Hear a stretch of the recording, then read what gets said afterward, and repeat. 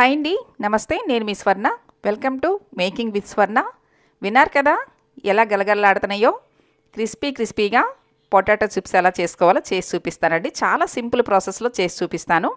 ముందుగా బంగాళదుంపల్ని శుభ్రంగా కడిగేసి ఆరబెట్టేసుకోవాలండి, తడనేది లేకోకుండా. ఆరిపోయిన తర్వాత చెక్కు తీసుకోవాలి.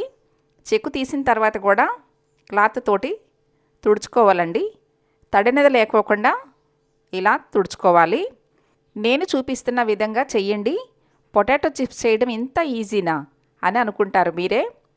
ఇలా తడనేది లేకోకుండా తుడిచేసుకోవాలండి. తర్వాత డీప్ ఫ్రై సరిపడా ఆయిల్ పెట్టుకోవాలి. ఆయిల్ బాగా హీట్ అయిన తర్వాత మాత్రమే మనం చిప్స్ చేసుకోవాలండి. ఇలా స్లైసర్ తోటి చాలా పలచగా స్లైస్ చేసుకోవాలి. చూడండి, మరీ ఎక్కువగా వేసేయకూడదు, ఒక్కొక్క దుంపే వేసుకోవాలండి. అప్పుడే మనకి అన్నీ ఈవెన్గా చక్కగా వేగుతాయి అన్నమాట. ఇలా కలుపుతూ వేయించుకోవాలండి.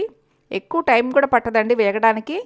చూడండి, ఇలా పొంగు తగ్గిపోయిన తర్వాత వెంటనే తీసేసుకోవాలి. ఇంతేనండి, చాలా సింపుల్గా చేసుకోవచ్చు. పెద్ద ప్రాసెస్ ఏమి ఉండదండి. ఈవెన్ అసలు వంట రాని వాళ్ళు కూడా ఈ పొటాటో చిప్స్ని ఈజీగా చేసుకోవచ్చు.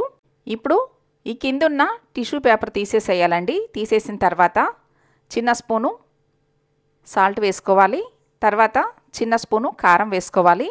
100% క్రిస్పీగా వస్తాయండి, నాది గ్యారంటీ పక్కాగా.